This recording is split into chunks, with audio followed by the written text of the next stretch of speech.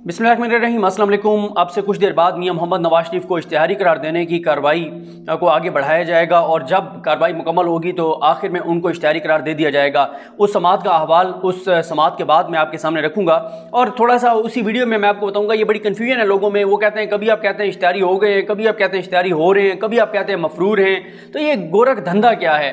मसला यह है कि मियाँ साहब के केसेस वाकई बहुत कॉम्प्लिकेटेड हैं। आम बंदे को तो समझने में इतना मसला लग रहा है, तो इसलिए ताख़ीर भी होती है उनके केसेस में। उनकी जो करप्शन है, लूट मार है, दो नंबरियाँ हैं, वो जो है वो इस तरह की कॉम्प्लिकेटेड चीज़ें हैं कि रियासती इदारों को भी उनको पकड़ने में बड़ा टाइम लगा था।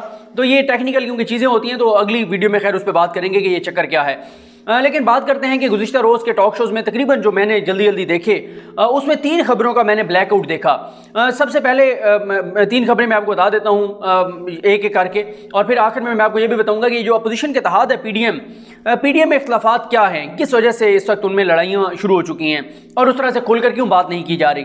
पहली जिस खबर का बाइकाट था, मीडिया ब्लैकआउट था तकरीबन, मैंने सिर्फ देखा आदिल शाहजेब साहब ने मेरे ख्याल अपने प्रोग्राम में थोड़ी सी बात की, बाकी मैंने किसी शो में नहीं देखा। वो था सरकारी मुलाजमीन, हज़ार सरकारी मुलाजमीन पूरे पाकिस्तान से आकर और डी चौक पर एहतजाज कर रहे थे। कल पूरा दिन उनका एहतजाज जारी रहा। उनके मुतालबात सारे ठीक नहीं हो सकते, लेकिन उनके मुतालबात जो तकरीबन मुतालबात हैं यानी 70-80% वो मुतालबात उनके जायज़ हैं, वो मुतालबात दुरुस्त हैं। लेकिन कल आपने देखा होगा कि मीडिया ने उस तरह से उसको कवरेज नहीं दी, उस एहतजाज को जिस तरह से कवरेज देनी चाहिए थी।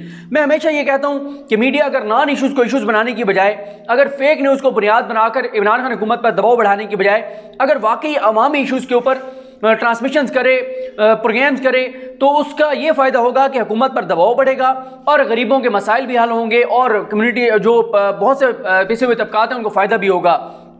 कल होना तो ये चाहिए था कि सारे प्रोग्राम उस पर हो रहे होते, लेकिन कल सारे प्रोग्राम किस चीज़ पर थे?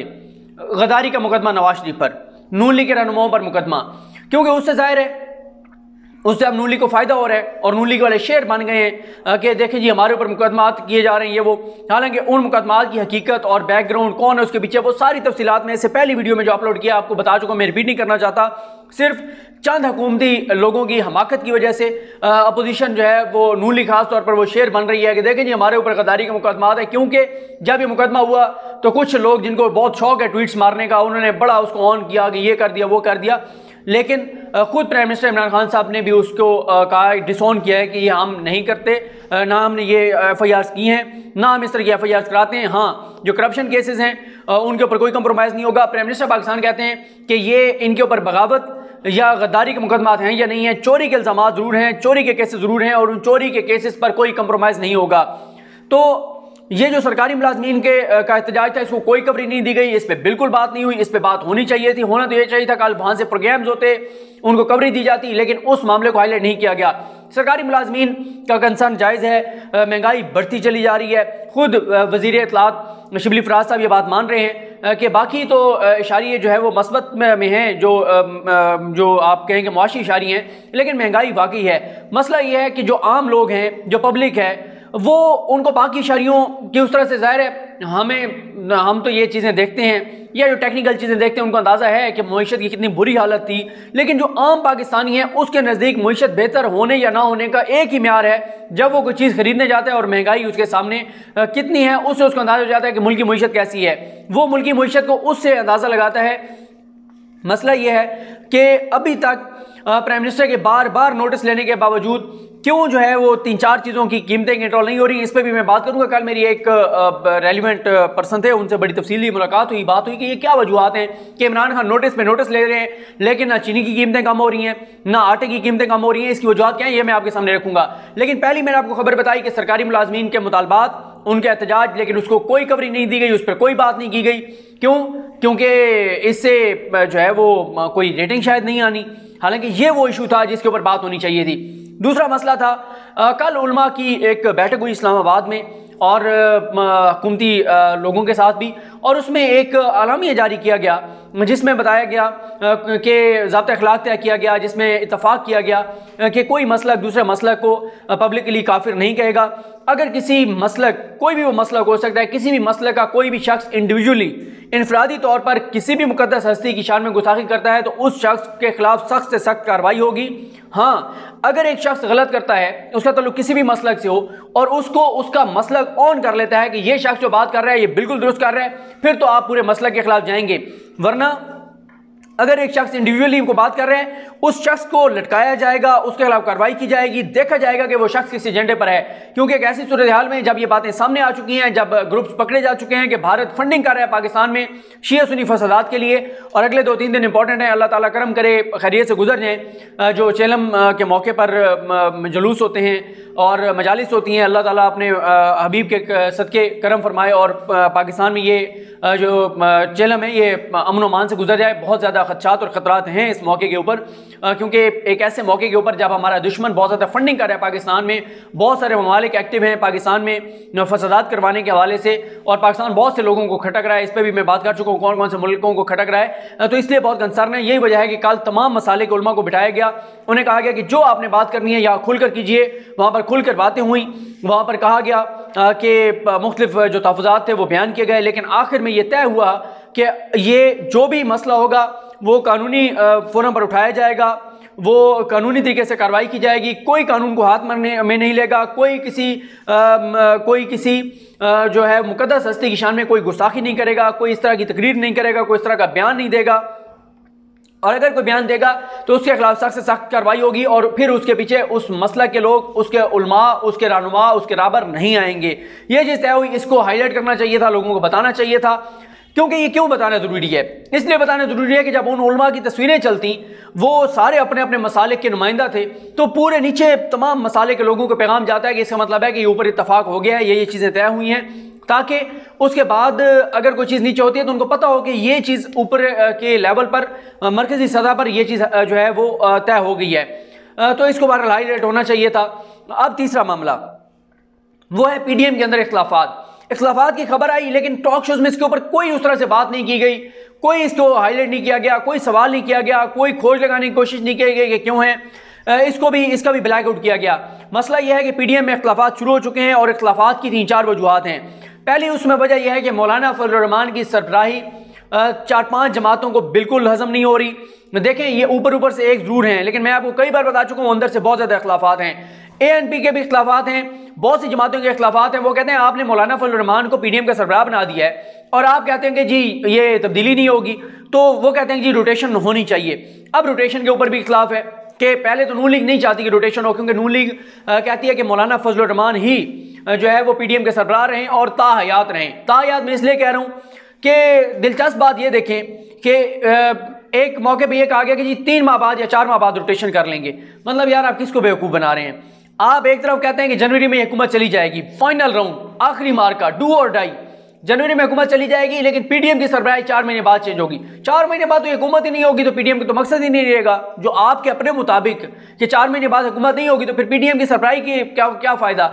और अगर रोटेशन करनी है फिर तो आपको वीकली रोटेशन करनी पड़ेगी। उसकी रीज़न ये है कि 11 जमातें हैं और ये मेरा ख्याल है बनते कितने हफ्ते होंगे, कोई 13-14 हफ्ते बनते हैं आगे जो रह गए हैं, तो 11 जमातें हैं, तो ये तो वीकली फिर होना चाहिए ताकि सारी जमातों को जो है वो सरबराही का मौका मिले। और ये इसी से आप अंदाज़ा लगा लें कि मसला क्या है। ये कहते हैं कि क्यों आप छोटी जमातों को दें, उनका तो काउंसलर कोई नहीं है। भाई जब हम ये बात कह रहे थे कि आपके इस इत्तेहाद में वो जमातें भी शामिल हैं जिनके काउंसलर भी नहीं है, उस वक्त आप कहते थे कि ये बकवास कर रहे हैं, ये झूठ बोल रहे हैं, हमारे साथ तो बड़ी बड़ी जमातें हैं, बड़ा उनका होल्ड है, बड़े उनके वर्कर्स हैं, बड़े उनकी अवामी पजीराई है। अब जब उनको सरबराही देने की बारी आई है, कहते हैं नहीं, इनकी औकात क्या है, इनका तो एक काउंसलर नहीं है। और दुरुस्त कह रहे हैं आप, ये तो हम भी कह रहे थे उनका कोई काउंसलर नहीं है जिनको आपने साथ मिलाए हुए है, और आप ये कहते हैं कि अब हम इनको नहीं देंगे सरबराही, लेकिन वो कहते हैं भाईजान हमें तो सरबराही चाहिए। ये आप अंदाज़ा लगा लें कि ये कॉज से कितने सिंसियर हैं कि यानी सरबराही के ऊपर, ओहदों के ऊपर लड़ाई चल रही है। नून लीग तो बिल्कुल, नून लीग और इस वक्त मौलाना फजलुर रहमान में कोई फ़र्क नहीं है। पीपल्स पार्टी के मैं आपको बता चुका हूँ, पीपल्स पार्टी के अंदर तहफ़्फ़ुज़ात आज भी बरकरार हैं मौलाना को सरबराही देने पर, लेकिन पीपल्स पार्टी में वो ग्रुप जीत गया जिसने ये कहा कि मौलाना को जो है वो मोटिवेट करके और मौलाना को बनाया जाए और फिर शय दी जाए, मौलाना को ज़रा आगे किया जाए, और वो जो है ना कि चढ़ जा सूली राम भली करेगा, कि मौलाना को भी को भी मोटिवेट करो ताकि मौलाना भी टकरा जाएँ इदारों के साथ, और फिर मौलाना भी इदारों के लिए जो है वो नाकाबिले कबूल हो जाएँ। मौलाना भी नाकाबिले कबूल, नवाज शरीफ भी नाकाबिले कबूल, सुंजियाँ हो जाए गलियाँ के मिर्जा यार फिर पीपल्स पार्टी रह जाएगी। और ये भी आपको बता दूँ, पीपल्स पार्टी के हवाले से हुकूमती हिकमत अमली भी तब्दील होने लग गई है। पीपल्स पार्टी के हवाले से हुकूमती पॉलिसी यही नज़र आई है कि अभी वो जिसे कहते हैं ना कि अलग अलग करके और मारो, ये पॉलिसी में नज़र आ रही है कि हुकूमती लोगों को शायद ये कह भी दिया गया है कि पीपल्स पार्टी पे हल्का हाथ रखें, पीपल्स पार्टी को उस तरह से ना टारगेट करें। वजह यह है कि पीपल्स पार्टी को नून लीग से अलग करना है, इनके दरमियान जो है अदम एतमाद पहले ही है, उसको हवा देनी है, इनको अलग अलग करना है। लेकिन अब PDM के अंदर इख्तलाफात शुरू हो गए, एक मौलाना की सरबराही के ऊपर, रोटेशन ना करने के ऊपर, और तीसरी वजह यह है कि दो तरह की सोच है PDM में। एक ये है नून लीग की और पीपल्स पार्टी की सोच यह है कि मौलाना को पेट्रोल और डीजल फराम किया जाए, गाड़ियां फराम की जाएं और या पेट्रोल और डीजल के पैसे दिए जाएं और उसके बाद मौलाना मदरसे को बच्चों को ले आएंगे। लेकिन दूसरी तरफ कुछ और जमातें हैं, वो कहती हैं कि मौलाना पर किसी तरह का एतमाद नहीं किया जा सकता, इनको आप पैसे देंगे ये उसमें से भी खुद बुर्द कर लेंगे। ये कुछ जमातों के जो ज़राए हैं वो बताते हैं कि उनको ये तहफ़्फ़ुज़ात हैं कि मौलाना जो है वो डीजल और पेट्रोल के पैसों में से भी खुद बुर्द करेंगे, इसलिए इनको ये पैसे हम कम अज़ कम नहीं देंगे। हाँ, पेट्रोल और डीजल डलवाना है वो हम डलवा देंगे, गाड़ियाँ फ्राहम करनी है वो हम कर देंगे, हमारे कारकुनान आ रहे होंगे साथ इनके भी मदरसे के बच्चों को बिठा कर ले आएंगे, लेकिन मौलाना के हाथ में पैसे नहीं देंगे।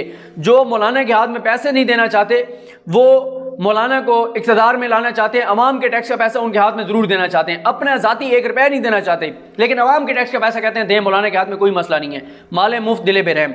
अच्छा, अब जो आखिरी एक लड़ाई है मौलाना के ऊपर वो ये भी है कि ANP कहती है कि जो उनका बयानिया है, हम तो हमेशा जो उस बयानी के खिलाफ रहे हैं, हम तो इनके ऊपर इल्ज़ामात लगाते रहे हैं कि हम तो कहते रहे हैं कि मौलाना जो है वो उनकी सोच, उनका माइंडसेट, उनकी मुतशद्दिद पॉलिसीज़, तो वो कहते हैं हम क्या मुंह दिखाएंगे अपने कारकुनान को, अगले इलेक्शन में हम मौलाना के खिलाफ किस तरह से बात करेंगे कि जी मौलाना तो बहुत गलत बंदे हैं। हमसे लोग पूछेंगे कि उस वक्त जब आप इनकी सरबराही कबूल कर रहे थे, जब इनकी कप्तानी कबूल कर रहे थे, जब इनकी राबरी और रहनुमाई कबूल कर रहे थे, जब आप इनकी इमामत में खड़े हो रहे थे, उस वक्त आपको ये बातें याद नहीं थी, आज आपको ये बातें याद आ गई हैं। और बाकी इस्तीफ़ों के ऊपर भी इख्तिलाफ है, वो तो है ही है कि वो कहते हैं जी इस्तीफ़े पीपल्स पार्टी देने को तैयार नहीं है, नून लीग और मौलाना फजल रहमान कहते हैं कि इस्तीफ़े देने चाहिए, लेकिन पीपल्स पार्टी दे। तो पीपल्स पार्टी के हवाले से आपको पता है कि वो कह चुके हैं, पीपल्स पार्टी के हवाले से क्या नाम है, बिलावल साहब कह चुके हैं नून लीग के हवाले से कि हम इस्तीफ़े देने को तैयार हैं,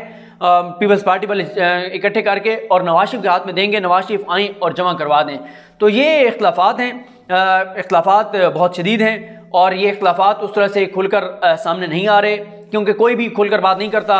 एक वो ख्वाजा आसिफ साहब ने बयान दिया था आसिफ अली ज़रदारी साहब के खिलाफ, उस पर नवाज शरीफ ने उनको डांट दिया, रोक दिया, और असूल, ज़ाब्ते, कायदे, गैरत, हया, शर्म सब कुछ वहीं पर रह गई। और अब वो कहते हैं जी मैं ज़रदारी साहब के खिलाफ कोई बात नहीं करूँगा क्योंकि मुझे मियां मोहम्मद नवाज शरीफ ने रोक दिया है। यानी दिल से वो समझते हैं कि ज़रदारी साहब करप्ट हैं, गलत हैं, नाकाबिल एतमाद हैं, लेकिन क्योंकि जो मियाँ साहब हैं इस वक्त उनको ज़रूरत है मौलाना इनकी ज़रदारी साहब की, तो इसलिए गैरत भी अंदर रह गई, शर्म भी अंदर रह गई, हया भी अंदर रह गया, असूल और ज़ाब्ते भी अंदर रह गए, सब चीज़ों पे मट्टी डाल दी और एक ताहियात नायल, सज़ा याफ्ता मुजरिम, मफरूर और इश्तिहारी और अदालतों की रिमार्क्स के मुताबिक भगोड़े शख्स के कहने पर ख्वाजा आसिफ साहब ने मुकम्मल खामोशी इख्तियार कर लिया है। देखते हैं कि और क्या इख्तिलाफात इनके दरमियान जो है वो सामने आते हैं।